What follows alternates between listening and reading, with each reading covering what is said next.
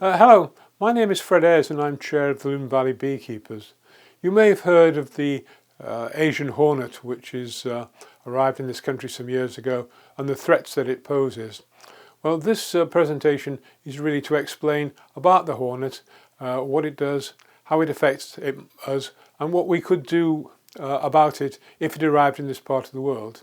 It isn't here yet, but there's always a risk that somebody might bring it in their luggage if they've been abroad on the continent, camping equipment, or even imported in fresh food from France. So this is to explain a bit about the hornet and what you can do to help us protect this part of the world from it. The Yellow-Legged Asian Hornet is one of a family of 6 hornets indigenous to Southeast Asia. You may have heard on the news about something called the murder hornet, which is in fact the big brother of this hornet, which has arrived in America, but we don't have it in the UK. It was accidentally introduced into France in 2004 and has rapidly spread through most parts of Europe. Here you see on the map the green area is where it's already indigenous, and up in the top left you can see the UK, and along the south coast it's pretty well established, and in the yellow areas it has been reported, sightings have been made.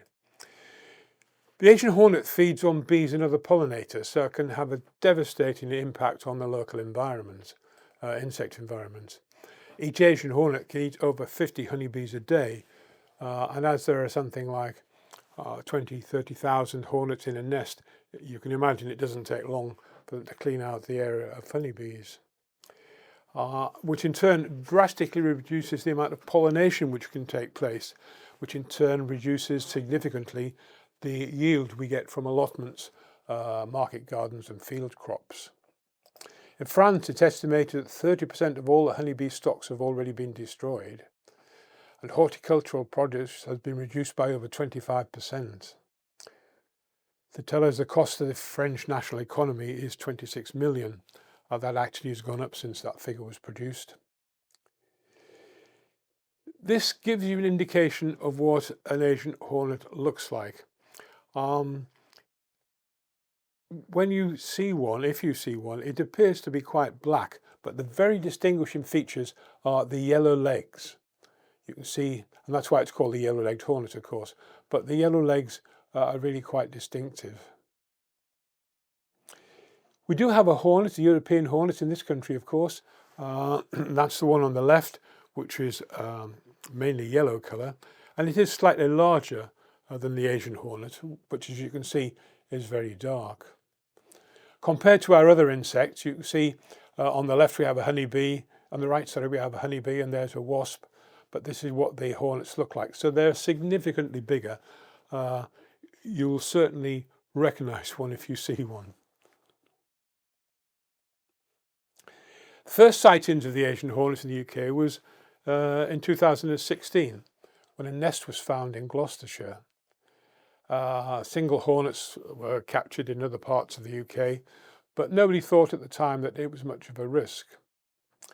However, it was then predicted that unless we did something seriously about it, by 2026, i.e. next year, most of the UK, certainly as far as Lancashire and Yorkshire, would have large populations of hornets. As you can see, the number of sightings and nests were being very low until 23, when suddenly there was an explosion. It hasn't been too bad in 24, but already this year it looks like there's going to be another record year. So far, most of the sightings and nests have been in the southern coastal counties, with only very occasional ones up in the north. The Asian hornet, what we call it hawks, it hovers outside a bee's nest and then grabs a bee as the bees pass.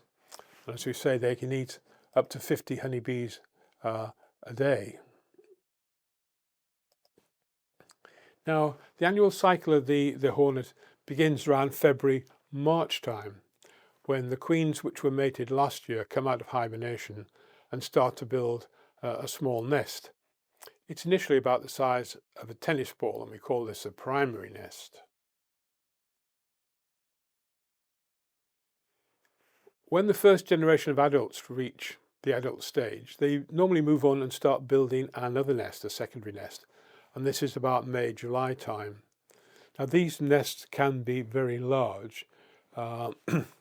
You'll see later on in comparison to a human being, but they are about 1 meter in diameter, so as you can tell they are really very big. And it's at this time of year, May to July, that the workers start visiting flowers and trees to bring back nectar, and also to prey on other insects to bring back protein food for their larvae back in the nest. You can see the relative sizes here of the honeybee, which has been eaten, and the Asian hornets. During the autumn, September time, the nest will produce up to around 500 virgin queens and a whole lot more male hornets for mating. And after the mating period, the newly mated queens will leave the nest and find somewhere suitable to overwinter. The old queen dies off and the nest dies away. But in the spring, all these queens will come out of hibernation and start building new colonies.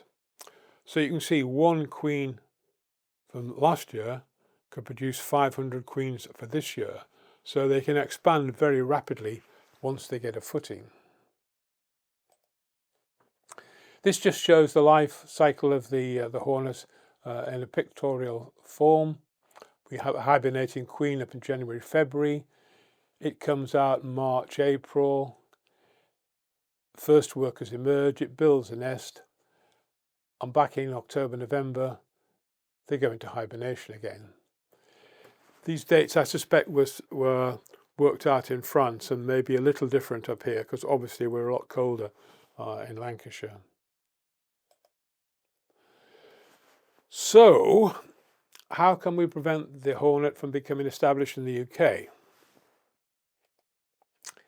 Well, our first initiative is trapping the new queens as they emerge from hibernation in the February-April time.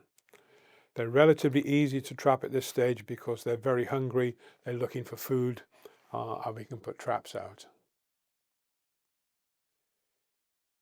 We can also start monitoring the workers as they forage, which is the March to sort of August time, and then by destroying the nests and their inhabitants before the new queens hatch, which is June to October. Of course, we've got to find the nests first. And there's various techniques for finding the nests, but quite honestly, we recommend that members of the public who really aren't specialists in this field just leave it, just carry on with the trapping and then report any sightings to the experts, because it can be quite a dangerous job removing a nest. Now, when it comes to traps, there are some things you need to be aware of. The traps need to have an entrance of between 7 and 8 millimeters, but also have an exit which is smaller. And this is because all of these traps will attract insects of all sorts of insects, many of which are valuable pollinators. And we don't want to start killing them. We want to allow them to escape. So by having a specially designed traps, the queen hornets can go in, or all the hornets can go in, but they can't get out, whereas things like bees and other pollinators can. And this is what one of these traps looks like. It's a plastic lid that fits onto a jar. It's low cost, it only costs £5, and we can, as a club, can provide these if you want to have one. And it just hangs up in your garden horizontally, and you just see what you get in. They have to be baited. And in the spring and early summer, we use something sweet and sticky, a syrup solution or ripened decaying fruits. Later in the year,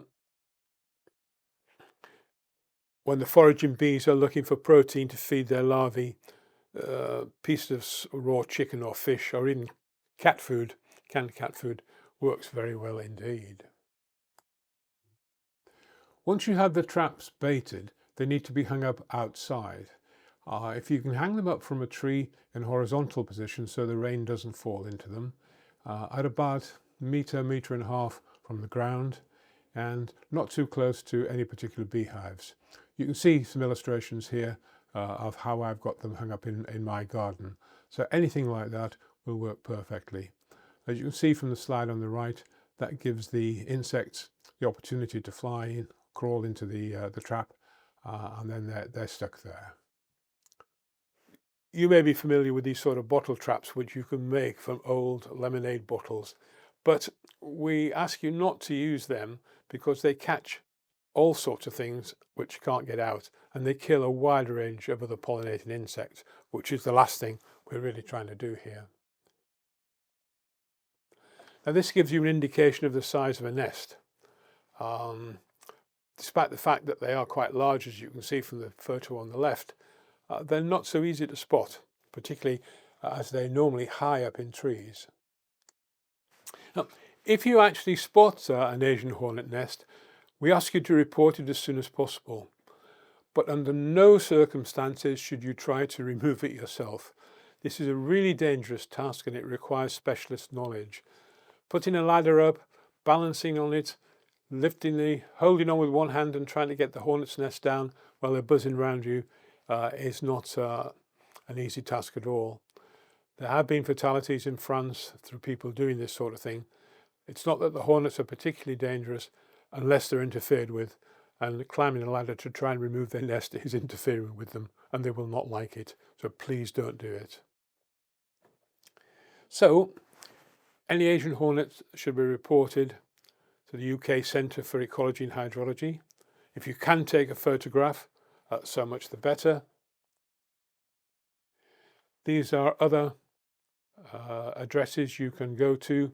There's an app, there's a watch app on Android, and there's an online recording form. We have a leaflet which supports this document, which gives you all those again if you can't get them from the picture itself. But we really ask you to report them if at all possible.